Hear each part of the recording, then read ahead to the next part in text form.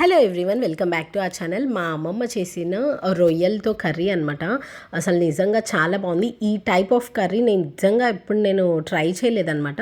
So నేను 2-3 times ప్రాన్స్ని cook చేశాను, but అది కూడా ఫ్రై చేసుకున్నాం. బట్ ఈ టైప్ ఆఫ్ రెసిపీ ఎప్పుడూ చేసుకోలేదు.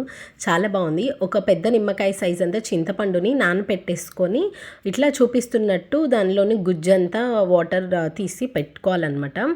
అండ్ ఒక ప్యాన్లో కొంచెం ఆయిల్ వేసుకోవాలి. నాన్ వెజ్కి ఆయిల్ కొంచెం ఎక్కువగానే పడుతుంది. సో కొంచెం ఒక 5-6 స్పూన్స్ అంతా వేశారు. అండ్ టొమాటోని ఫస్ట్ వేయాలంట. నేను అదేంటి ఫస్ట్ ఆనియన్స్ అంటే కాదు, ఒకసారి ఇట్లా ట్రై చెయ్యి, నీకు నచ్చకపోతే నన్ను అడుగా అంది. అండ్ ఒక టొమాటోని కట్ చేసుకున్న దాన్ని వేసేసుకొని అది ఫ్రై అవుతున్న టైంలోనే కొంచెం పసుపు అండ్ అలాగే 1 స్పూన్ అల్లం వెల్లుల్లి పేస్ట్ కూడా వేసి వేగనివ్వాలి. టొమాటో ఇలా చూపిస్తున్నట్టు మ్యాష్ అయిపోవాలంట. ఇలా మ్యాష్ అయిన తర్వాత onions and green chillies pieces, slit చేసుకున్న గ్రీన్ చిల్లీస్ అండ్ చిన్నగా కట్ చేసుకున్న ఆనియన్ పీసెస్ని కూడా ఇందులోనే వేసుకొని కొంచెం సేపు కుక్ అవ్వనివ్వాలన్నమాట. చాలా బాగుంది నిజంగా. నాకైతే అసలుకి ఈ ప్రాసెస్ కొంచెం డిఫరెంట్గా ఉంది, ఇదేంటి అమ్మమ్మ అన్నాను. బట్ స్టిల్ నిజంగా నాకైతే చాలా చాలా బాగా నచ్చింది. అండ్ ఇంట్లో వాళ్ళందరూ కూడా చాలా బాగుంది అని చెప్పి తిన్నారు. అండ్ ప్రాన్స్ని నీట్గా వాష్ చేసేసుకొని వేసుకున్నామన్నమాట. నారలు అంటారు కదా, సో సైడ్ బ్లాక్వి ఉంటాయి కదా, అన్నీ నీట్గా రిమూవ్ చేసేసి క్లీన్ చేసి పెట్టుకున్నాము. అండ్ దీంట్లోకి కల్లుప్పు అండ్ అలాగే మసాలా కారం వేసుకున్నాము. సో మసాలా కారం లేని వాళ్ళు నార్మల్ కారం కూడా వేసుకోవచ్చు అంట. అండ్ ఇట్లా కుక్ చేస్తున్నప్పుడు మూత పెడితే మనకి వాటర్ అంతా వస్తాయి దీంట్లోనే.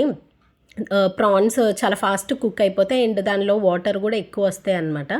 మనము ఎక్స్ట్రా వాటర్ ఏం వేయనవసరం లేదు, ఎందుకంటే దీంట్లోనే మళ్ళీ మనం చింతపండు గుజ్జు వాటర్ వేస్తాం కదా. ఇట్లా చూపిస్తున్నట్టు చింతపండు గుజ్జు మొత్తం పల్ప్ అంతా తీసేసి జస్ట్ చింతపండు వాటర్ని కూడా వేసేసుకొని కుక్ చేసుకోవాలి. ఈ స్టేజ్లో ఒకసారి ఉప్పు కారం కొంచెం మరుగుతున్న టైంలో చెక్ చేసుకోవచ్చు. ఇట్లా మూత పెడితే ఫాస్ట్గా మగ్గిపోతుంది. అండ్ ఇట్లాగా ఒకసారి ఉడుకుతున్న టైంలో ఉప్పు కారం చెక్ చేసుకొని అడ్జస్ట్ చేసుకోండి. అండ్ మంచిగా రెడీ అయిపోయింది. అండ్ ఫైనల్గా కొంచెం గరం మసాలా పౌడర్ వేసుకోవటమే అంట. అండ్ మనకి ఇక్కడ కొంచెం వాటర్ ఉన్నాయి కదా, అవన్నీ కూడా మంచిగా ఇనికిపోవాలి. మరీ ఎక్కువ వాటరీగా ఉండకూడదు, కొంచెం ఇనికిపోతే మనకి దగ్గర పడితే సరిపోతుంది.